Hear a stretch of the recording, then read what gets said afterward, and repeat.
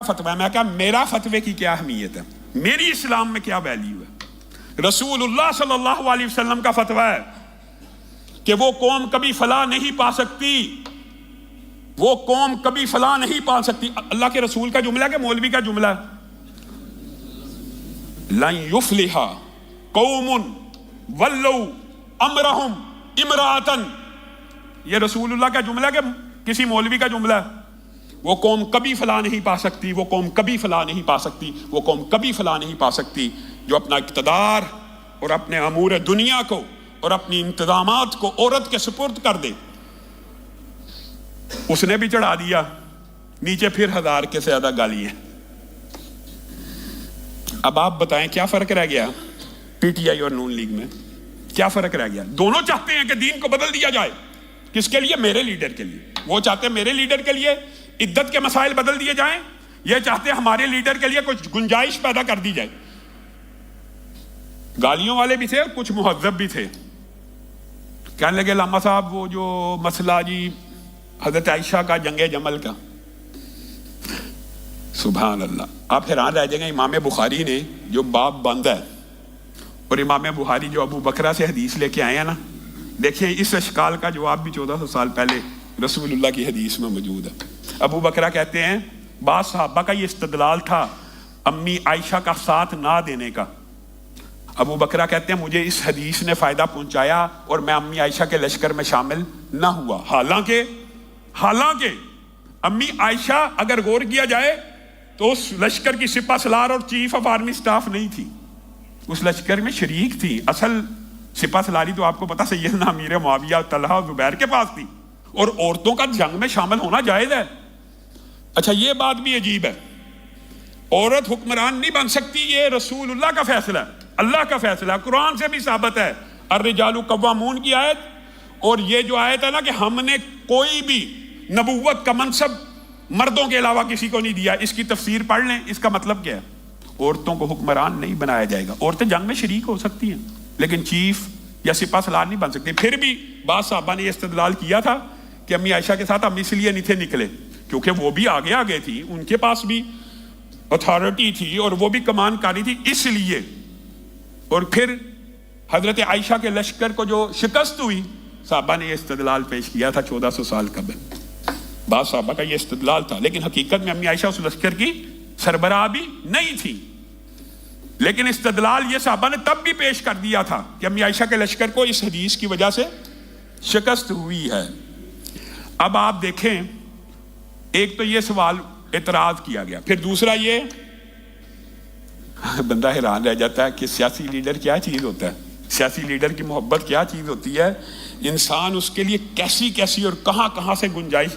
یہ ماشاءاللہ جو نوجوان بالکل دین سے دور ہوتے ہیں ان کے پاس بھی دلائل آ جاتے ہیں۔ اللہ ان کا ذوق اور شوق بڑھائے اور حقیقی طور پہ یہ دین میں محنت کریں تو بڑی فقہی بحثوں میں بھی حصہ لے سکتے ہیں۔ کیوں؟ میں نے دیکھا، آبزرو کیا کہ عام نوجوان جو دیندار نہیں ہیں وہ دلائل دے رہے ہیں۔ ایک امی عائشہ والی دلیل، دوسری ایک بندے نے دلیل دی علامہ صاحب ملکہ سبا ملکہ سبا بھی تو حکمران تھی،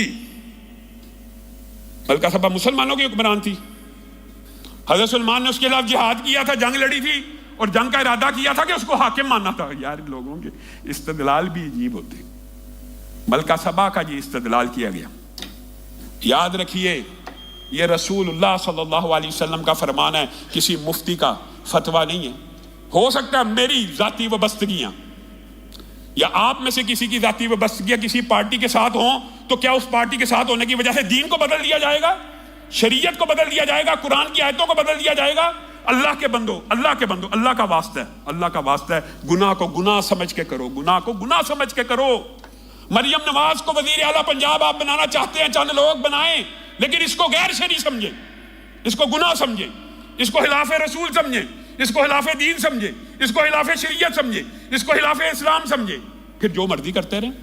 اگر آپ گناہ کو گناہ نہیں سمجھیں گے تو اللہ تعالیٰ کبھی توبہ کی توفیق نہیں دے گا۔ اللہ کی قسم محدثین نے، مفسرین نے عظیم جملے لکھے ہیں، ہمیشہ توبہ کی توفیق اس کو ملتی ہے جو گناہ کو گناہ سمجھ کے کرتا ہے۔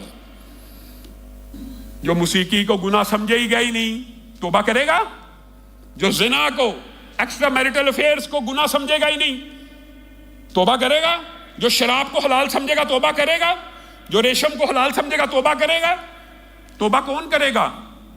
جو گناہ کو گناہ سمجھے گا، صرف وہ توبہ کرے گا جو گناہ کو گناہ سمجھے گا۔ میں اور آپ آج اس حد تک دین اور شریعت کا، اچھا دین کے طالب علم صحیح پھنسے ہیں، عدت کا مسئلہ بیان کرو تو گالیاں، حکومت کی بات کرو تو گالیاں، ہمارے لیے کون سی پارٹی بچی ہے جی؟ اسی لیے مولانا فضل الرحمان آج کل غصے میں ہیں۔ ویسے بات آئی ہے ضمنی طور پہ تو کئی لوگوں کا خیال ہوتا ہے یہ سیاسی گفتگو ممبروں میں محراب سے نہیں ہونی چاہیے، حالانکہ دین پوری کی پوری سیاست کو بھی ایڈریس کرتا ہے۔ عجیب معاملہ ہوا، قدرتی بات ہے میں یہاں پہ موجود نہیں تھا، جو نتائج آئے ہیں لوگوں کے ذہن میں ایک سوال ضرور پیدا ہوا، بڑا مزہ کا حید ہے کہ اگر اسی طرح کی حکومت لانی تھی پی ڈی آئی نما تو پھر انتخابات کرانے کی کیا ضرورت تھی، اور اگر عمران خان کو لانا تھا تو وہ عدم اعتماد کی ضرورت کیا تھی؟ آج قوم عجیب نقطے کے اوپر پھنسی ہوئی ہے، لیکن میرا اور آپ کا کردار کیا ہونا چاہیے؟ اس افراتفری کے اندر کوئی تیسرا فریق فائدہ نہ اٹھا جائے۔ اور ہم مذمت کرتے ہیں تحریک انصاف کو، لاکھوں سنیوں نے، اہل حدیث نے، دیوبندی اور بریلیوں نے بھی ووٹ دیے ہیں، اور چند حلقوں میں اہل حدیث کینڈیڈیٹس ان کی طرف سے بھی جیتے ہیں۔ اگر تحریک انصاف یہ پورے اہل سنت کا ووٹ مجلس وحدت المسلمین کی جھولی میں ڈالے گی تو اہل سنت اس کو قبول نہیں کریں گے، بالکل قبول نہیں کریں گے۔ دشمنان صحابہ کو مینڈیٹ دینا یہ اہل سنت کا کوئی طبقہ اس کو قبول نہیں کرے گا، اور انشاءاللہ ہم پاکستان کو نہ لیبیا بننے دیں گے نہ شام بننے دیں گے۔ اپنا کردار، اپنی حق کی آواز جہاں تک ہوگا، نہ کارخانے میں چاہے توتی کی آواز ہی کیوں نہ ہو، ہمیشہ حق کو بیان کریں گے، دین اور شریعت کے اصولوں کو بیان کریں گے۔ ذاتی وابستگیاں یا ذاتی پسند ناپسند کسی کی بھی ہو سکتی ہے، لیکن دین اور شریعت کے پیرامیٹرز اور اصول اس